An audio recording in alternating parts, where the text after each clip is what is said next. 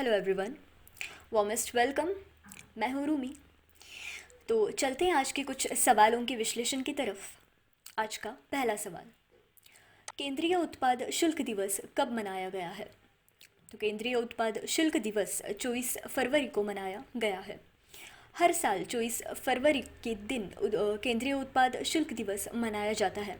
इसका संचालन केंद्रीय वित्त मंत्रालय के अंतर्गत केंद्रीय उत्पाद और सीमा शुल्क विभाग की ओर से किया जाता है।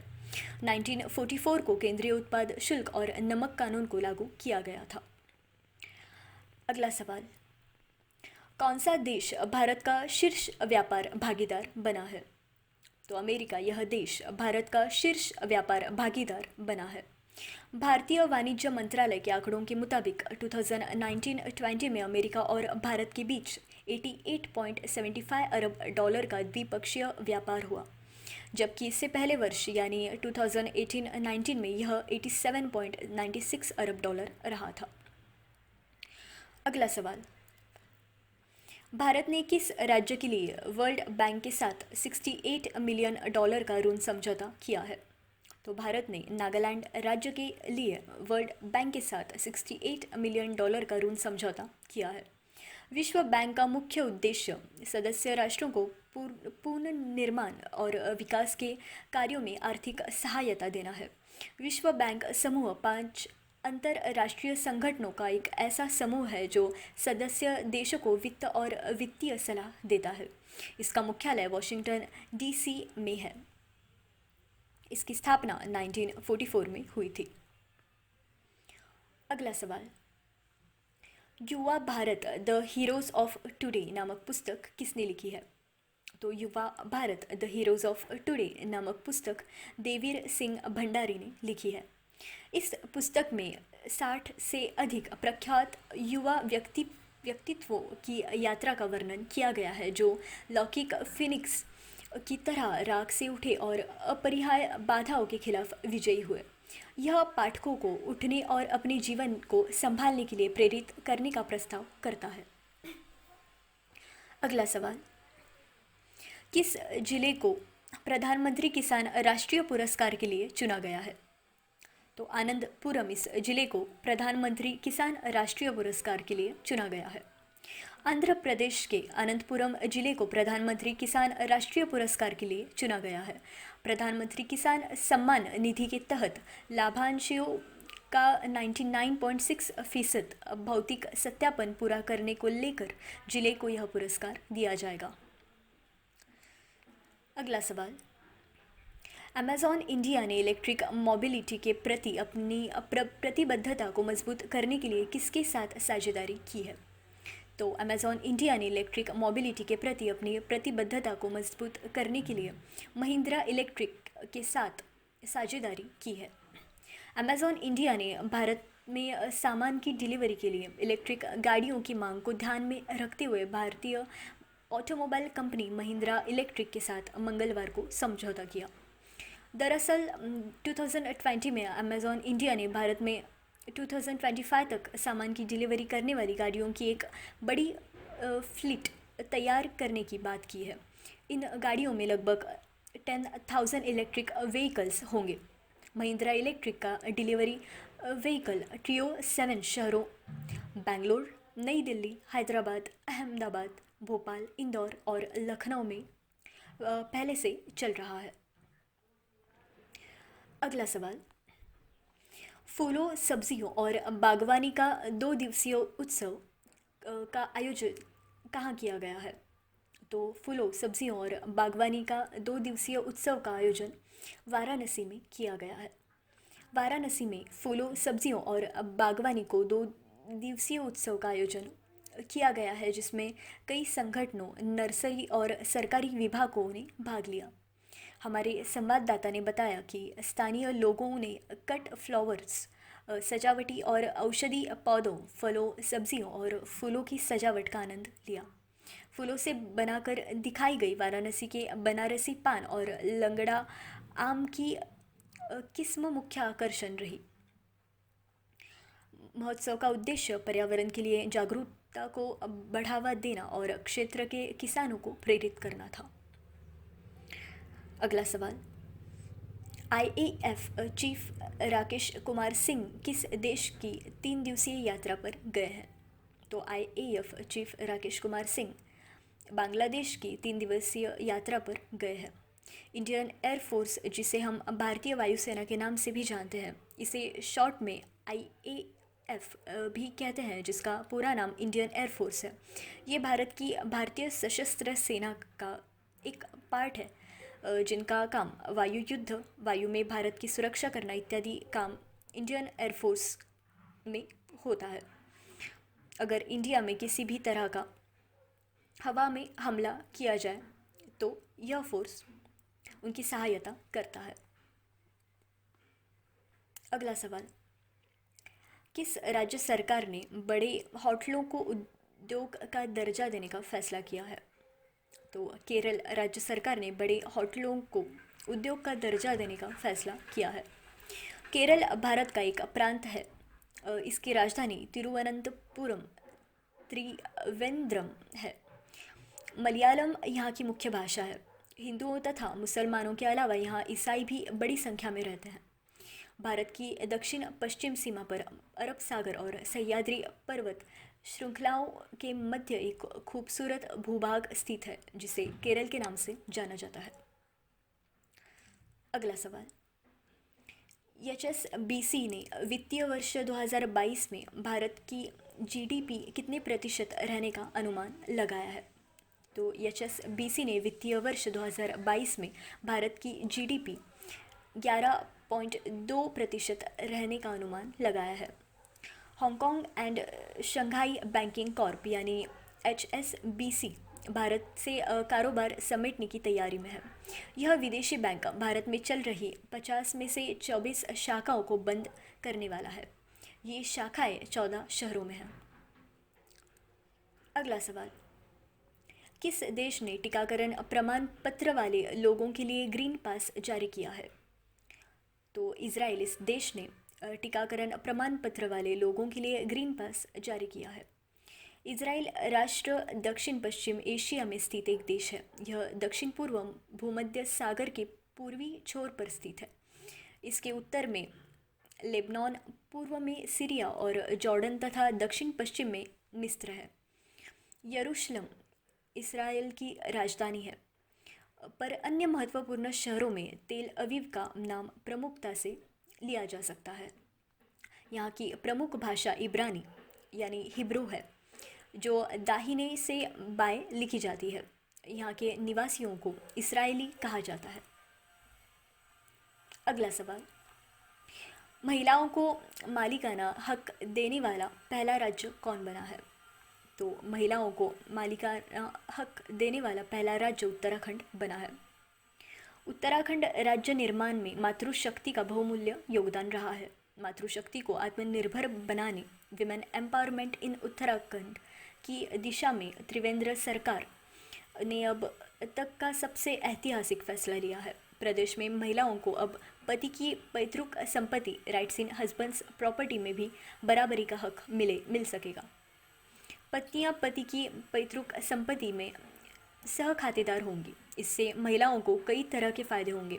प्रदेश की करीब 35 लाख महिलाओं को इसका लाभ मिलेगा। अगला सवाल, मिशन इंद्रधनुष 3.0 का शुभारंभ किसने किया है? तो मिशन इंद्रधनुष 3.0 का शुभारंभ डॉक्टर हर्षवर्धन सिंह ने किया है। केंद्रीय स्वास्थ्य मंत्री डॉक्टर हर्षवर्धन ने गहन मिशन इंद्रधनुष इंटेंसिफाइड मिशन इंद्रधनुष 3.0 लॉन्च किया है। भारत में गर्भवती महिला और बच्चों को मुफ्त में टीकाकरण प्रदान करने के लिए केंद्र सरकार द्वारा IMI 3.0 पहल शुरू की गई थी। यह मिशन 2017 में 2 साल से कम उम्र के बच्चे और गर्भवती महिलाओं तक पहुंचने के लिए शुरू किया गया था, जिन्हें नियमित टीकाकरण कार्यक्रम के तहत कवर नहीं किया गया था। इस मिशन के तहत शहरी क्षेत्रों पर अधिक ध्यान दिया गया था, जो मिशन इंद्रधनुष के तहत कवर नहीं किए गए थे। अगला सवाल, जिंदल पावर लिमिटेड ने अपना अध्यक्ष किसे नियुक्त किया है? तो जिंदल पावर लिमिटेड ने अपना अध्यक्ष अनिल कुमार झा को नियुक्त किया है। जिंदल स्टील एवं पावर JSPL भारत की निजी क्षेत्र का सबसे धनवान इस्पात उत्पादक है। इसका वार्षिक कारोबार 11,000 करोड़ रुपए से अधिक है। अगला सवाल, DRDO ने 2 VLSRSAM का सफल परीक्षण कहाँ किया है? तो DRDO ने 2 VLSRSAM का सफल परीक्षण उड़ीसा में किया है। रक्षा अनुसंधान एवं विकास संगठन DRDO ने सफलतापूर्वक स्वदेश मिसाइल का परीक्षण किया है। सोमवार को ओडिशा के चंदीपुर स्थित इंटीग्रेटेड टेस्ट रेंज में शॉर्ट रेंज की ज़मीन से हवा में मार करने वाली मिसाइल का सफल परीक्षण किया गया। इस मिसाइल को vertical launch short range surface to air missile कहते हैं। अगला सवाल, मध्य प्रदेश विधानसभा का नया अध्यक्ष किसे नियुक्त किया गया है? तो मध्य प्रदेश विधानसभा का नया अध्यक्ष गिरीश गौतम को नियुक्त किया गया है। विंध्य से आने वाले नेता गिरीश गौतम को विधानसभा अध्यक्ष पद पर प्रत्याशी बनाकर बीजेपी ने एक तीर से कई निशाने साधने की कोशिश की है। शिवराज सरकार जब से सूबे में चौथी बार सत्ता पर आई है तब भी से विंध्य क्षेत्र में विरोधी की लहरें तेज हैं। अगला सवाल, रनवे टू स्किल्ड इंडिया पुस्तक किसने लिखी है?